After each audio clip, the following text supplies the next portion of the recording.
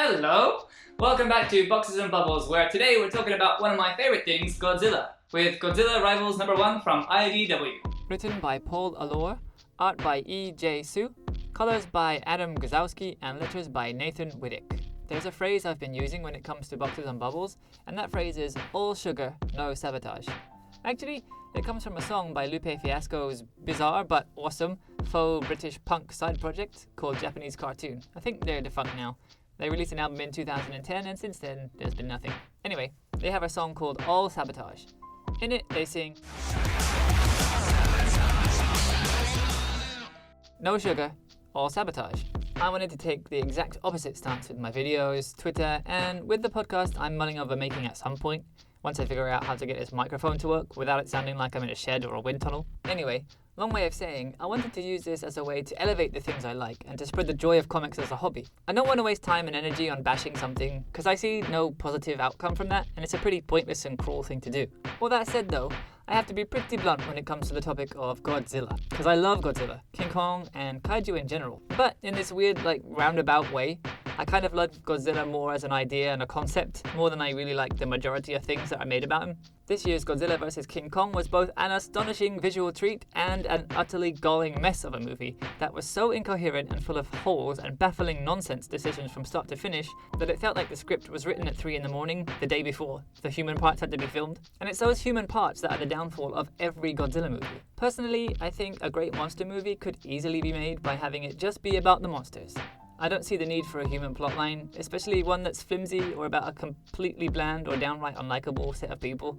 I think the audience can understand and feel the enormity of destruction if you present it correctly, which is why my personal favourite Godzilla movie is 2016's Shin Godzilla, which gives impact to what's happening just by showing us the sheer scale of it all. But there's another angle to come at all this from though, and at the tail end of last year, Kaiju Score came along and showed us a monster story through a different lens.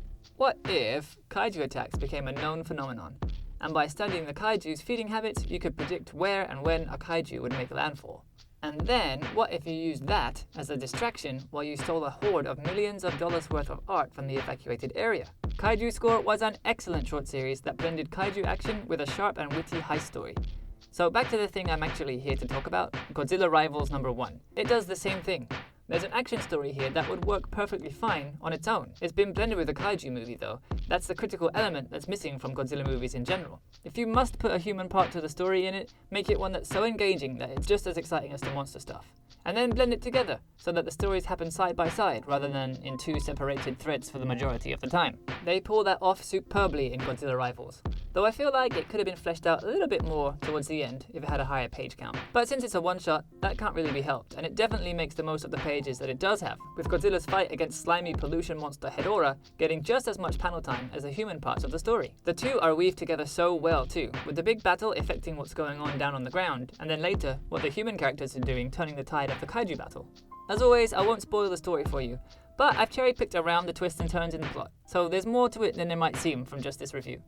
Todd is trying to find a hospital bed for Dr. Kovacs, an esteemed kaiju scientist who could be the only hope of stopping Godzilla and Hedora's battle, in which she was just seriously injured. Thanks to the size of the battle, escaping it in the ambulance proves a challenge, and on top of that, the hospitals are overrun with other injuries that have been the result of the fight. As they're trying to escape, we change focus to see the fight progress. Godzilla in this book looks really cool. They've gone for a kind of retro style. I really like that. And also, since it's a one-shot, they can really let him wreck Hedora, because he won't be in it again. Back down on the ground, the falling monster parts make Todd crash the ambulance, so he needs to proceed on foot. At which point, the perspective switches up again, and we get to see some more of the battle with Godzilla. Godzilla uses his plasma beam, which I always get a kick out of. Going down into the subway, Todd and Dr. Kovacs get some help from a police officer to find a way to the hospital. Once she's patched up and gets some rest, Kovacs and Todd head out to put a stop to the fight, which at this point must have lasted at least overnight. They head back to Kovacs' research lab, and here's where the comic has to rush itself just a bit.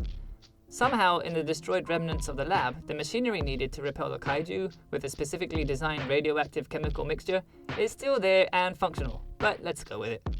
They manage to activate the machine, and the two monsters walk away into the sunset. This one's a quarterly publication, so it'll be a while until the next one, which the back of the book tells us will feature Mothra. I'm excited to read more of this series. I'm psyched to have a Godzilla story that doesn't just completely fall down somewhere, and it was nice to see a battle that got just as much time and attention as the human element of the story. And then to have them both weave in together and happening simultaneously was great. There's been a bit of an upswing in Kaiju and Godzilla books lately, and it's awesome. I hope there is more to come. That's all for this one, but if you're interested in other books that came out this week, make sure to check out the rest of the channel for more spoiler-free reviews, and follow along on Twitter for more reviews of comics I just didn't have time to make videos for. That's all for this time, but I'll catch you later. Bye!